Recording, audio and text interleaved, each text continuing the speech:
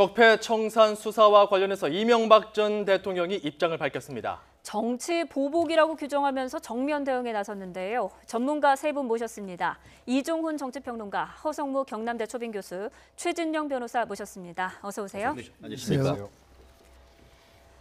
이명박 전 대통령의 공황 성명 파장이 정치권을 뒤흔들고 있습니다. 먼저 주제어부터 보시죠.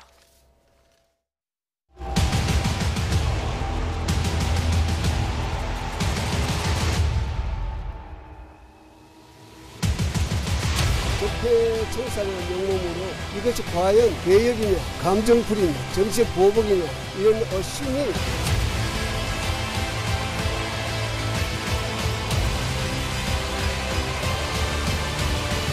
모든 사회 모든 분야가 지금 갈등이 분열이 깊어졌다고 이렇게 생각했어요. 본인이 하실 말씀은 아닌 것으로 보입니다. 2013년 국정을 개최했습니다. 상식에 벗어나는 질문하지 마세요. 그 상식 안 맞아요. 부끄러움을 모른다는 생각이 들었습니다. 적반하장이 아닐 수 없습니다. 협조하지 않을 생각입니다. 취소하게 생각합니다.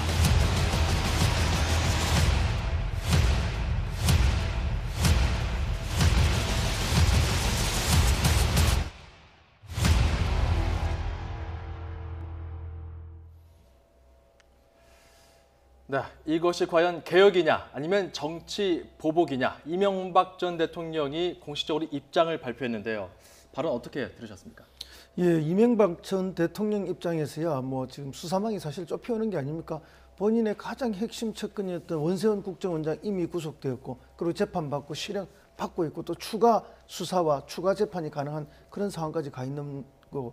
김관진 전 국방장관 지금 이제 구속되지 않았습니까? 예. 그렇다면은 이제 수사의 그 목이 이제 칼날이 본인에게도 닥쳤다 이런 느낌이 왔을 겁니다. 그렇기 때문에 주말에 참모들을 모아서 5시간이나 장기간 회의를 했다는 거 아니겠습니까? 네. 그러니까 이제 결국은 불안감이죠. 그 불안감 때문에 공항에서 이제 그런 거침없는 역공을 시도한 거라고 보는데요.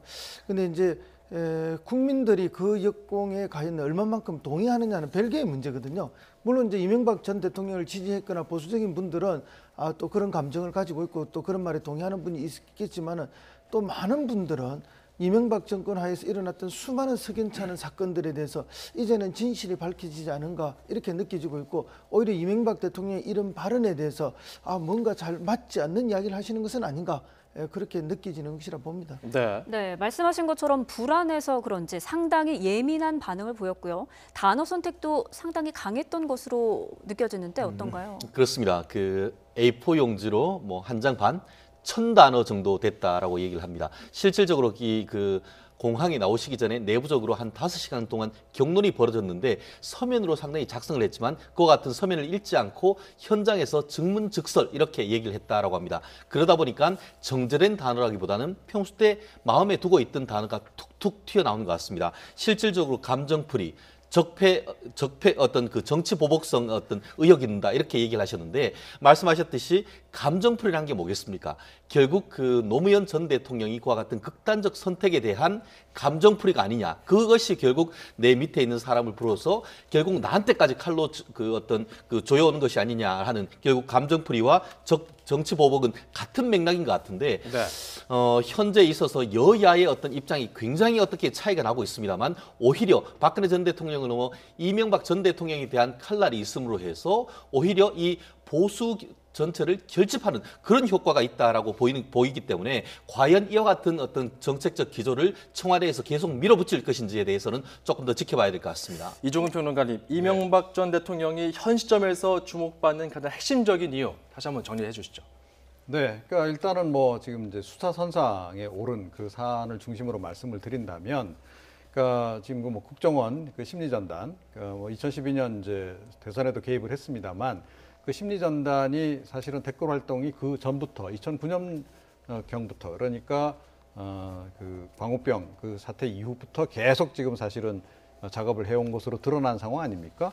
이제 원세훈 전 원장이 지시를 하고 보고를 받고 이 내용까지는 확인이 됐는데 아직까지 원세훈 전 원장이 이명박 전 대통령의 지시를 받아서 이걸 한 거다라고까지는 얘기가 안 나온 상태예요. 네. 자, 이런 상태에서 사실은 그 당시에 이제 국정원과 함께 이 이른바 이제 그 댓글 작업을 벌였던 군 사이버 사령부와 관련한 활동 부분, 그 부분과 관련해서는 김관진 전 장관이 그러니까 이명박 전 대통령에게 보고도 했고 또 이 군무원 채용과 관련해서는 그 지시도 받았다라고 이미 이제 증언을 한 그런 상황까지 온 겁니다. 그런데 이제 이것 말고도 사실은 이제 그 블랙리스트 관련한 의혹도 지금 이제 있죠. 그러니까 박근혜 전 대통령 시절에 있었던 블랙리스트 그 관련 내용이 실은 이명박 정부 때부터 있었다라고 하는 것이 부분적으로 좀 밝혀진 상태고, 그와 더불어서 사실은 이른바 사자방 관련해서도 논란은 계속 있습니다. 그러니까 박근혜 정부 시절에 부분적으로 형 그 이상득 전 의원을 비롯해서 그 자원 외교 관련한 부분이라든지 또 4대강 사업 관련한 여러 가지 비해, 비리 또 담합 이 관련해서는 그러니까 일부 좀 수사도 진행이 됐고 처벌도 받고 했는데 네. 이게 사실은 전체적으로 전모가 다 드러나진 않았거든요. 그리고 이명박 전 대통령이 이들 각 사안들에 얼마나 깊숙이 개입되어 있었는가는 사실은 이제 약간 좀 그 미궁에 좀 빠져 있는 그런 상황이었는데 네. 이번에 이제 이 어찌 됐건 그 사이버 사령부의 심리 전단 활동과 관련해서 일단 이명박 전 대통령이 개입된 부분이 드러남으로 해서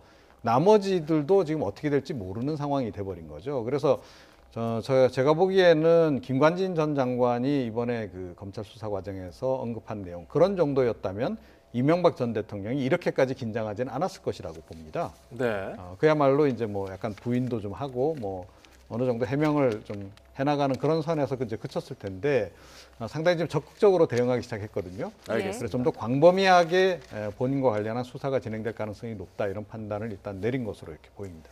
예, 이런 이명박 전 대통령의 일명 공황 성명에 민주당은 연이틀 공세를 이어가고 있습니다. 국민의당도 이에 가세하면서 수사 촉구에 나섰는데요. 들어보시죠.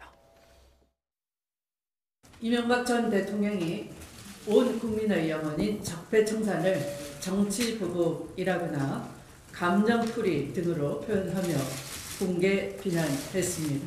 이명박 대통령은 군 정보기관이 불공정하게 다뤄지고 있다. 이런 적폐청산은 개혁이 아닌 감정풀이 정치보복이다. 이렇게 말했습니다. 그러나 군을 또 군의 정보기관을 사조직은한 권력의 하수인 흥신소 취급한 당 본인이 하실 말씀은 아닌 것으로 보입니다.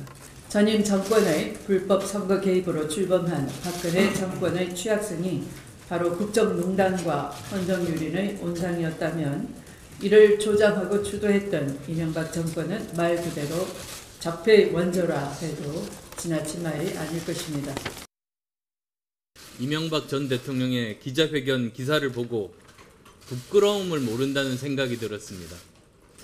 더구나 기자들께 상식에 벗어난 질문을 하지 말라고 역정을 내고 그의 측근들은 품격을 생각해 달라고 했다니 적반하장이 아닐 수 없습니다. 현직 대통령도 법을 위반하면 처벌받는 세상입니다. 전직 대통령도 철저한 수사와 엄정한 처벌에 예외일 수 없습니다. 네, 추미애 대표는 예상됐던 발언인데 국민의당 안철수 대표의 발언 새삼 주목받았어요. 그렇습니다. 이제 얼마 전까지만 해도 안철수 전 대표가 그것도 해외에서 이 적폐청산을 정치보복이다. 정치보복하려고 정권 잡았느냐 이런 식의 이야기를 했죠.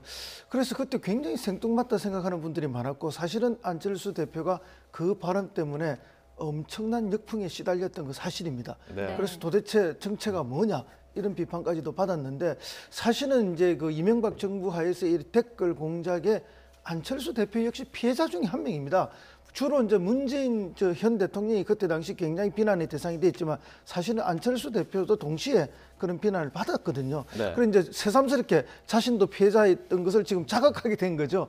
그렇게 해서 이제 강력하게 이명박 전 대통령의 이제 이 발언에 대해서 비판을 했는데 더군다나 지난 대선 때 안철수 대표는 MB의 아바타 논란이 있지 않았습니까? 네. 드디어 이제 아바타 논란에서 벗어나야 된다는 걸 알고는 정확하게 아바타가 아니라는 것을 증명해 보이는 공격을 하신 거죠. 그러니까 MB 아바타라는 그런 공격을 스스로 자초한 측면도 있었는데요. 대선 토론회 때는 이종훈 평론가님 네. 이렇게 좀 안철수 대표가 강하게 각을 세우는 이런 모습 어떤 행간이 있습니까? 아니 근데 그동안 사실은요 안철수 대표가 좀 뜬금없이 너무 그 홍준표 대표 흉내내기를 했어요. 그러니까 네. 홍준표 대표가 계속 사사건건 문재인 대통령에 대해서 비판을 했단 말이죠. 그런데 어느 날 보니까 안철수 대표도 전당대회 이후 대표되고 난 이후에 본인의 존재감을 이제 부각시키기 위해서 그랬는지는 모르겠는데 문재인 대통령 비판을 계속 하더라고요. 그러니까 그것도 좀 밑도 끝도 없고 좀 맥락도 없이 계속 하시더니 급기야 이제 적폐청산을 이제 이거 복수하려고 정권 잡았냐라는 식으로까지 표현을 이제 한 거죠. 자, 이게 좀 사실은 굉장히 잘못된 길로 접어들었던 것이고 이제서야 좀 정상적으로 좀 되돌아오는 것 같아요. 네. 어찌됐건 이 지금 바른정당도 없어진 상태, 존재감이 상당히 약해진 상태에서는 국민의당이라도 중도에서 제대로 좀 균형을 잡아주기를 국민들이 바라지 않겠습니까?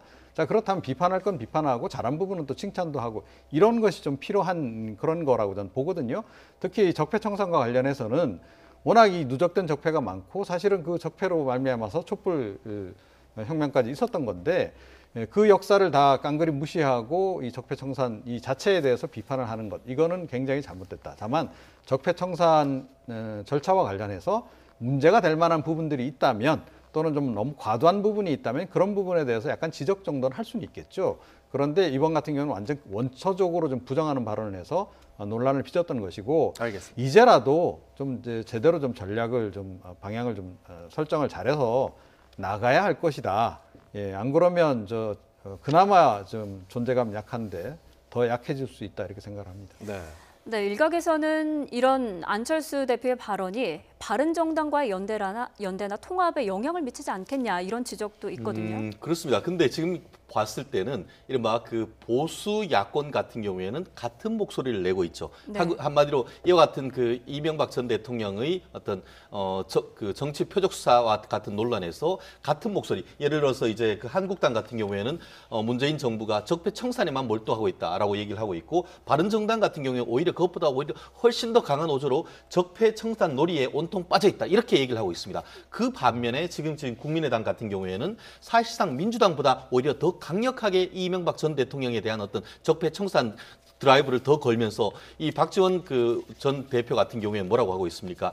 이 그 국정감사를 통해서라도 우리가 하겠다, 특검이라도 하겠다 이런 얘기를 하고 있지 않습니까? 그렇다고 한다고 하면은 이와 같은 목소리 같은 경우에는 오히려 바른당과 이제 그 국민의당의 어떤 공통 분모라기보다는 오히려 보면은 보수 야권과 그 진보 여가 아우러지는 그런 식으로 어떤 큰 틀을 만들어지는 그런 하나의 어떤 모멘텀이 될 가능성이 있기 때문에 네. 이와 같은 지금 안철수 대표의 발언 같은 경우에는 결국 유승민 원내대표와는 가는 길이 달라서 결국 경우에 따라서는 이것이 지금 그 여당과 이 국민의당이 같은 어떤 그 이해를 공유하는 그런 식으로 갈 가능성이 오히려 저는 더 점을 치고 싶습니다. MB의 적폐청산 비판 발언에 대해서 자유한국당 홍준표 대표는 이렇게 이야기를 했습니다. 들어보시죠.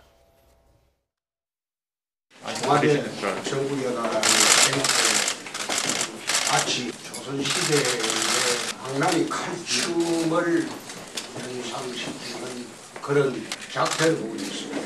검찰과 국정원이 이런 망나니 칼춤에 동원되는 기관이라면 이것은 정권의 충견에 불과하지 국민을 위해서 존재하는 그런 기관은 아니라고 할 것입니다.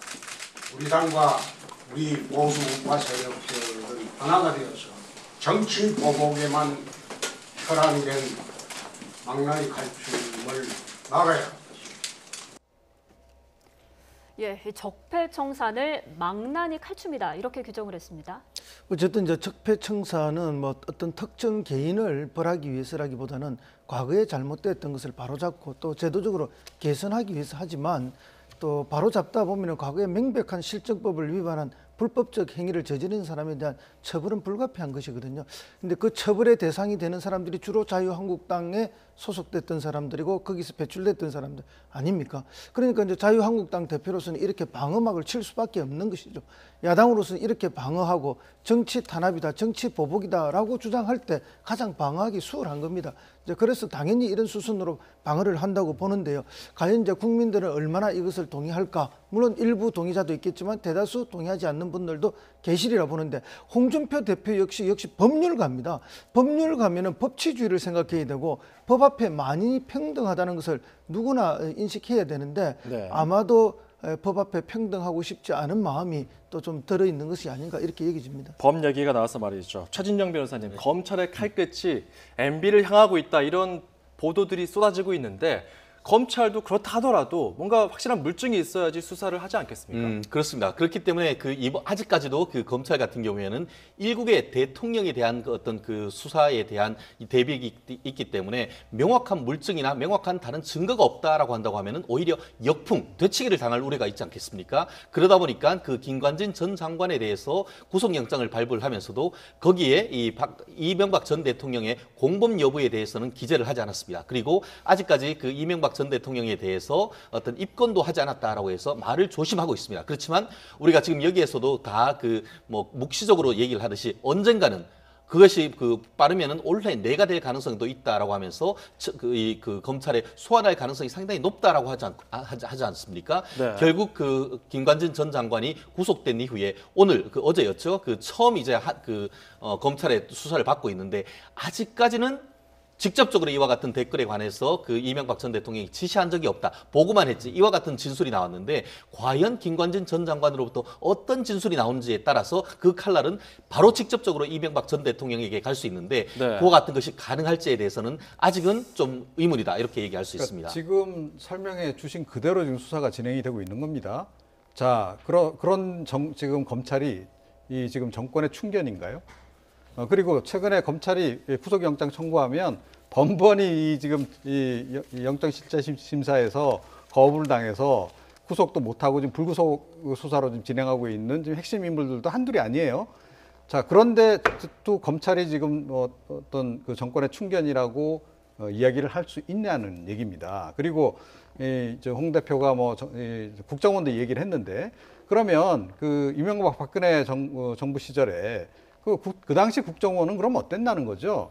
이건 명백히 지금 증거로 다 나오고 있지 않습니까? 네. 정권의 충견 역할을 했다라는 것이 증거가 다 있는데 홍 대표가 지금 현재의 검찰과 국정원이 정권의 충견이라고 얘기를 하려면 증거를 내놔라. 그러니까 제가 조금 전에 말씀드린 이런 정도만 증거를 들이대더라도 이게 정권의 충견이라고 보기가 어려운 그런 상황인데 자, 그런데 도대체 뭘 근거로 가지고 정치적 충견이라는 표현을 쓰느냐. 그리고 계속 이런 식으로 좀 이렇게 상식과 다른 또 실제와 다른 얘기, 팩트와 다른 얘기를 자꾸 하면 국민들하고는 그만큼 자꾸 괴리가 되는 겁니다. 알겠습니다. 네. 그래서 그런 면에서 지금 자유한국당이 지금 특히 홍 대표가 제대로 지금 당을 이끌어 가고 있는지 잘 모르겠어요. 다만 일단, 그 부분에 대해서 예. 제가 조금 반박을 하고 싶습니다. 약간 예. 다른 그 결의 말씀을 하고 싶은데 지금 왜 이 부분에 대해서 이명박 전 대통령이 정치적 표적 수사에 의문이 있다라고 하냐 하면은 실질적으로 그렇다고 하면은 그 이전 정부에 대해서는 이와 같은 논란이 되는 증거가 없습니까? 많습니다. 그렇지만 그럼에도 불구하고 검찰의 칼날이 박근혜 전 대통령을 이명박 전 정부와 관련된 사람들에 대해서만 조사를 하고 있기 때문에 이 검찰의 칼날이 공정하지 않다라는 얘기가 되는 것이죠. 결국 지금 한국당 같은 경우에도 노무현 전 대통령과 관련되는 어떤 수사나 이런 부분에 대해서 고소 고발을 해놨지만 그 부분에 대해서 수사가 진행된다는 얘기는 한 번도 보도조차 되고 있지 않습니다. 그렇다고 하면 과연 그와 같은 검찰의 칼날이 정말 올바르게 해서 어떤 그 정권의 어떤 살아있는 정권에 대해서도 칼날을 들이대는지에 대해서는 국민의 많은 사람들로서도 그 부분에 대해서는 의문이 있다는 점도 말씀드리고 싶습니다. 이종훈 네. 평론가는 이명박 전 대통령이 어찌됐건 지금 긴장된 모습을 보여주고 있다고 앞서서 평가를 해주셨는데 이명박 전 대통령 SNS를 통해서 잘 있다 이런 어떤 입장을 좀 보여준 것 같은데요. 잠시 좀 보여드리겠습니다. 바레인 마나마에 잘 도착했다 이런 소식을 전하면서 대한민국 성장 비결은 교육이다. 국민의 단합된 힘이었다라면서 강조할 예정이다. 그러니까 그쪽의 문화부 장관을 만나서 이렇게 좀 사진도 찍고요. 뭔가 좀 사진을 통해서는 평온한 모습을 보여주는 것 같기도 하고 혹은 긴장한 것인가 이런 지적도 나오는데 어떻게 보십니까? 나가기 전에는 굉장히 긴장했는데 지금 2박 4일 일정으로 나간 거 아닙니까? 나가서는 마음이 약간 한결 가볍겠죠. 그러니까 이제 뭐 조금 여유를 가지고 이제 다시 이제 공격을 했다고 봅니다. 사실은 뭐 교육과 단합된 국민의 힘이다 이랬는데 이 단합된 국민의 힘이라는 게 뭘 이야기하겠습니까? 이렇게 내를 처벌하면 내를 지지했던 사람들이 분열하게 돼 있다. 그러면 국민들이 분열하고 나라 발전에 도움이 안 되니 나 처벌하지 마세요. 그리고 묻어두고 갑시다. 그래야 단합됩니다. 근데 그게 정말로 단합이 되는 걸까요? 그렇지 않다고 봅니다. 진정한 단합은 모두가 법 앞에 평등하고 잘못이 있으면 여야를 가리지 않고 법에 의한 심판을 받는 것이고 또 특권이 없는 세상이 될 때 국민은 단합이 되는 것이죠. 그래서 그런 세상을 만들어 달라고 국민들이 요구했던 게 지난 겨울의 촛불이었고 그리고 적폐청산의 요구였던 것이죠. 이제 그런 면에서 보면 우리 속담에 이런 속담까지는 아니지만 옛말에 이런 말이 있지 않습니까? 뭐 고름이 피되지 않고 살되지 않는다. 짜낼 건 종기는 짜내야 한다는 이야기 있듯이 그것이 보수, 여야, 진보 누구를 막론하고 어떤 잘못이 있다면 법에 따른 정확한 심판을 받고 가는 것이 맞다는 것이죠.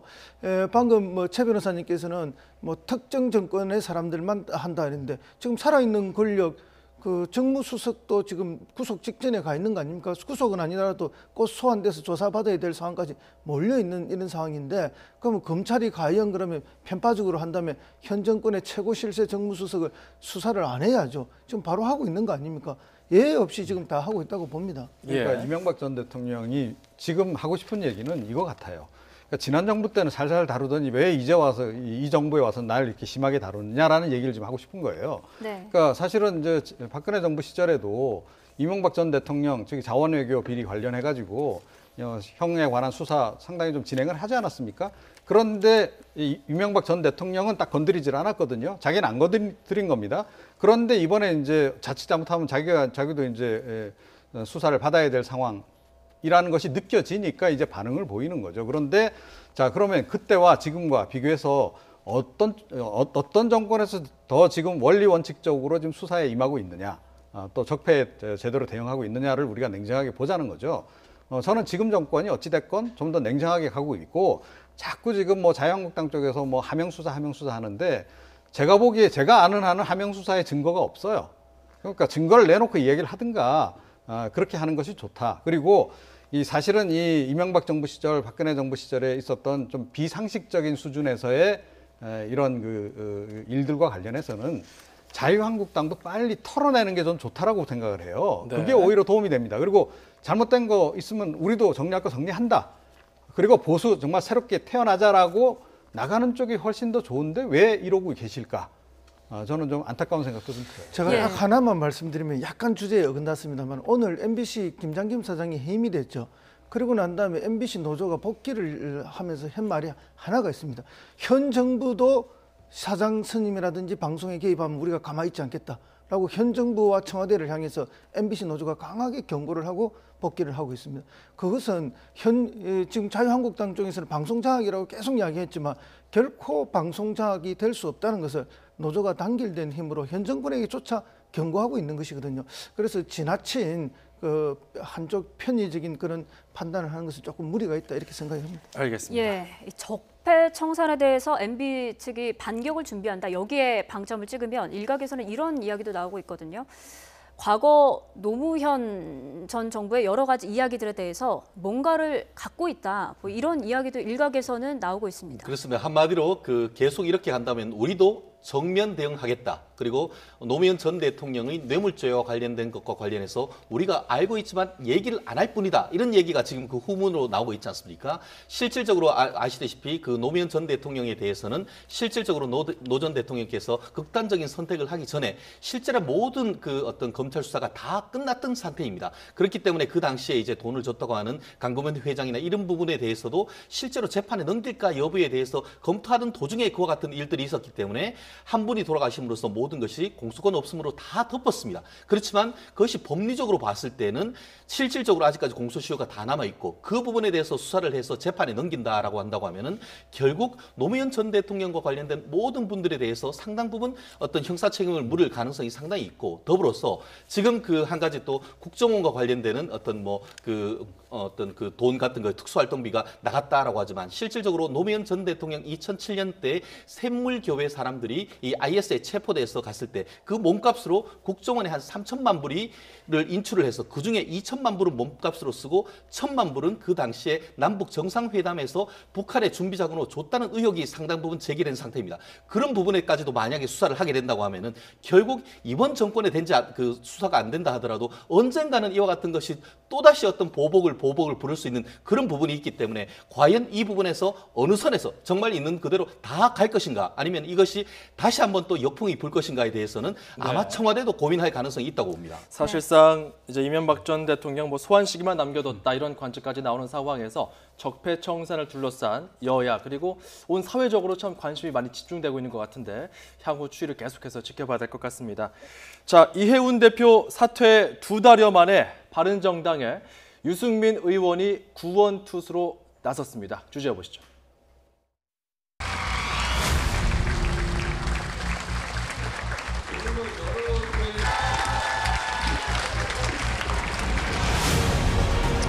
여러분은 왜 여기에 계십니까?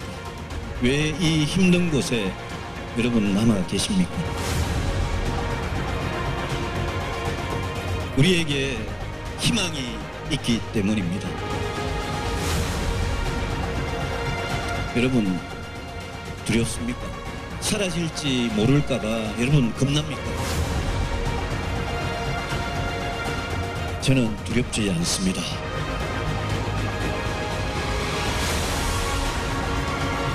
We're moving into the valley of the shadow of death. 우리는 죽음의 계곡에 들어간다. 전투에 투입되면 내가 맨 먼저 적진을 밟을 거고 내가 맨 마지막에 적진에서 나올 거다. 단 한 명도 내 뒤에 남겨두지 않겠다. 지금부터 모든 책임은 대표인 제가 다 지겠습니다. 감사합니다.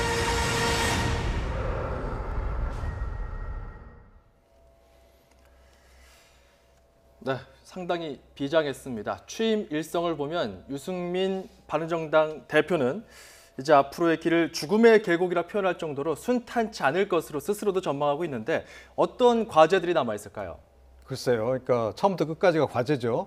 그러니까 당장 지금 숫자가 지금 너무 많이 줄어서 당세가 지금 굉장히 약세로 돌아서서 지금 이게 큰 문제기도 하고 그러니까 조직적인 측면에서의 문제도 있는 것이고 또 원내 교섭단체 지위를 잃었으니까 이제 자금 문제도 대두가 합니다. 내년에 뭐 지방선거 관련해서 사실은 이제 선거를 제대로 치르려면 이게 돈이 안 들어간다 그래도 꽤 들어가게 돼 있습니다. 만약에 뭐 유승민 대표든 누구든 서울시장 후보라 광역 단위 후보가 누구 한 명이 나오더라도 최소 수십억이 들어가는 것이고 또 이게 그나마 이제 지지율이 나오면 다행인데 바른정당의 현재 당세로 봐서 지지율이 그렇게 높게 나오지 않는다라고 보면 그게 다 빚으로 그냥 남을 가능성도 굉장히 높은 거죠. 자, 이제 이런 상황에서 어떻게든 이제 존재감을 살려가면서 본래 본인들이 이제 지키고자 했던 뭐 중도 보수 그 기치를 내걸고 이제 뭔가를 좀 만들어내야 되는 그야말로 무에서 유를 창조해야 되는 그런 상황인데 쉽지 않아 보입니다. 네. 그래서 개인적으로도 굉장히 좀 짠한 생각이 좀 들긴 하는데 그런데 이 희망과 현실 사이 굉장히 괴리가 있거든요. 어찌됐건 최근에 의원들이 많이 탈당을 하고 자유한국당으로 복당한 부분과 관련해서 유승민 대표 스스로는 전혀 책임을 느낄 일이 없는가 그 부분부터 일단 다시 한번 살펴보고 전열을 가다듬는 것이 좀 필요하지 않을까 이런 생각도 해봅니다. 네, 유승민 대표의 리더십이 시험대에 오른 건데 유승민 신임 대표 당 재건을 위해서 어떤 전략을 가지고 있을까요? 들어보시죠. 원내 교섭단체가 무너져서 춥고 배고픈 겨울이 시작됐습니다. 이 겨울이 얼마나 길지 우리는 모릅니다.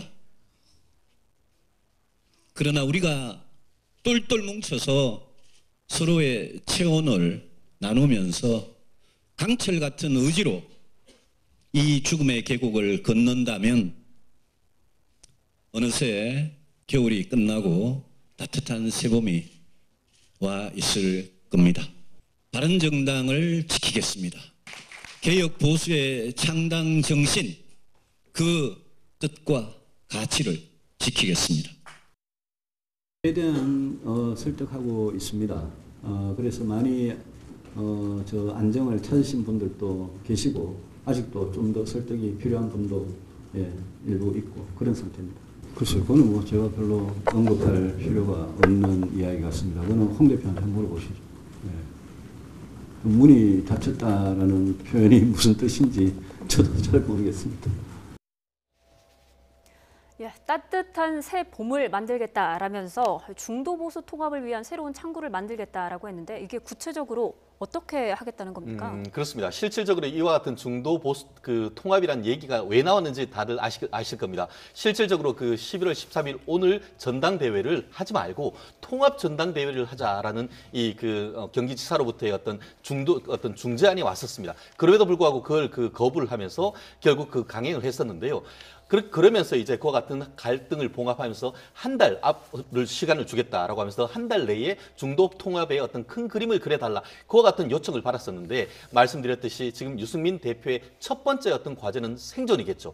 아시다시피 모레까지 탈당을 하고 있지 않았다고 한다고 하면은 국가로부터 정당 보조금이 한 15억 원이 왔을 텐데 지금 며칠 전에 한 10여 명이 나감으로 해서 그냥 받은 것이 한 5억 정도, 한마디로 한 10억 정도가 순식간에 공중으로 날아가 버렸습니다. 이 추운 겨울날 그것 지금 당직자 줄 돈이 없을 거예요. 결국 이 상황이라고 한다고 하면은 생존을 위해서 같은 동지들을 아우름과 동시에 한 달 내에 중도 보수 통합을 위한 나름대로의 큰 그림을 그려내야 되는데 그러지 않다라고 한다고 하면은 결국 순항을 넘어서 난항을 넘어서 난파될 가능성이 상당히 높기 때문에 어떤 식으로는 이 남은 한 달 기간 동안 유승민 대표로서는 리더십의 확고한 어떤 그걸 세우기 위해서는 큰 그림 만들어낼 절체절명의 위기에 있는 그런 상황인 것 같습니다. 중도 보수 통합 작업에 착수하겠다 이런 의견에 대해서 각 당에서 또 입장이 나왔습니다. 한번 살펴보면 안철수 국민의당 대표는 내일 만나서 한번 입장을 들어보도록 하겠다. 무슨 생각인지. 그리고 자유한국당 수석 대변인 장제원 의원. 중도 보수 통합의 의미가 무엇이든 간에 바른정당은 바른정당의 길을 잘 가시기 바랍니다. 다소 좀 시니컬하다 이런 또 표현도 나왔어요. 그렇죠. 이제 장제원 의원이 이제 제일 먼저 바른정당에서 탈당해서 다시 돌아간 사람 아닙니까? 이제 그다음에 2차로 이번에 또 갔고 3차 안 와도 된다는 얘기. 이제 됐거든요. 이런 이야기인데 뭐 와 있는 우리만 해도 충분하다 이런 이야기고 이것은 사실은 홍준표 지금 대표의 입장하고 같은 입장 아니겠습니까? 근데 홍준표 대표가 왜 이런 입장을 갖느냐? 이것은 제가 볼 때 당내에 친박 달래기 용도 좀 들어있다 이렇게 보이고요. 그다음에 이제 뭐 어쨌든 김무성계를 좀 견제하는 것도 필요하고 또 유승민에 대한 어떤 쉽게 넘어오지 않고 어떻게 쉽게 합류하지 않았던 유승민에 대한 어떤 유승민 고사 작전 같은 느낌도 좀 듭니다. 이런 복합적인 노림수가 있는 그런 반응이라고 느껴지는데요. 사실은 이제 유승민 입장에서는 유승민 대표가 뭐 지금 대통합을 위한 중도 통합에 뭐 기치를 내걸고 뭐 안 되면은 논의 구조가 안 만들어지면 각 당과의 하겠다 하지만 이게 잘 안 될 겁니다. 안 될 걸 알면서도 이 말을 해야 되는 거는 방금 본인도 직접 이야기하셨듯이 개우 안정을 찾은 사람도 있고 아직도 흔들리는 사람이 있다는 거 아니에요. 그럼 이 흔들리고 안정을 개우 찾아가는 사람들은 이제 고립되고 소수로 남은 거에 대한 불안감이거든요. 결국 그 불안감을 극복하기 저는 매우 어려울 거라 봅니다. 유승민 대표가 뭘 가지고 이 불안감을 따뜻거릴 수 있겠습니까? 그렇다고 해서 이분들이 뭐 이념으로 똘똘 뭉쳐가지고 뭐 얼음 위에서도 그죠? 뭐 견뎌내는 그런 분들도 아니지 않았습니까? 원래 다 온실 속에서 따뜻하게 계시던 분이에요. 근데 다른 사람은 다 온실로 돌아갔는데 나만 비판한 분은 이 뭐 들판에 서 있는 거 어렵다 이런 이야기죠. 그러니까 그런 것들에게 약간의 희망을 주고 어떤 미래에 더 큰 통합이 있을 수도 있으니 조금만 더 참고 기다려봐라 하는 그런 메시지의 이야기라고 봅니다. 과연 온실일까요? 이 한 지붕에 모인 김무성계, 홍준표계, 친박계 지금 자유한국당 같은 경우는 여러 색깔이 지금 덧입혀지고 있습니다. 과연 이 자유한국당 내에서 화학적 융합이 잘 이루어질지 이것도 관건이거든요. 네, 뭐 그래도 오늘 어찌됐건 의원총회하고 바른정당에서 이제 다시 입당하신 분들하고 또 이 친박계 몇 분 또 참가해가지고 또 화합주까지 또 드시고 분위기가 상당히 또 화기애애했다라는 얘기도 좀 들립니다.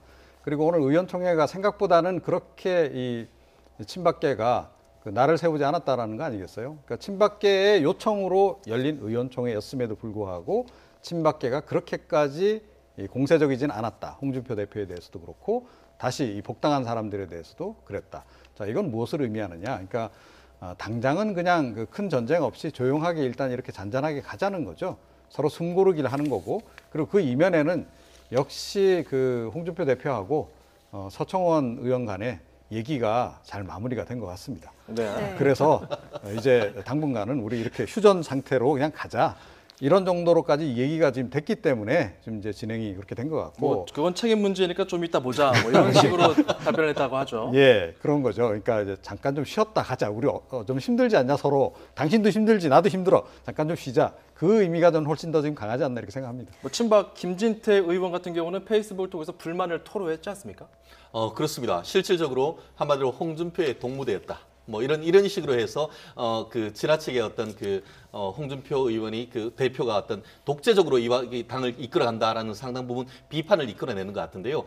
말씀드렸듯이 전체적인 어떤 공개 회의석상에서는 비교적 이와 같은 어떤 그 칼날을 크게 세우지는 않았다고 합니다. 하지만 이제 공개 회의를 끝내고 비공개 회의를 돌아섰을 때는 이 친박 의원들 즉 특히 좀 전에 말씀드렸던 그 김진태 의원이나 이런 분들 같은 경우에는 상당히 목소리를 높였다라고 얘기를 하는데요. 그럼에도 불구하고 이 부분 새로 들어온 분들에 대해서 아주 날카로운 어떤 그와 같은 그 교성은 없었다라는 걸 봤을 때는 결국 어떻게든 해서 이 야당 같은 경우에는 지금 똘똘 뭉쳐서 지지 않는다고 하면은 결국 적폐청산이란 그 큰 프레임 내에서 쓸려 나갈 수밖에 없다는 그런 어떤 절체절명의 위기 상황을 간접적으로 반영하는 그런 분위기가 아닌가 생각을 합니다. 네, 알겠습니다. 자, 이렇게 지금 정계는 빠른 속도로 개편이 되고 있는데요.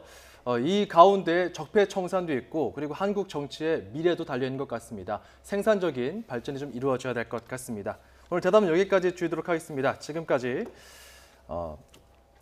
정리하도록 하죠. 최진영 변호사, 허성무 경남대 초빙교수, 이종훈 정치평론가였습니다. 세 분 고맙습니다.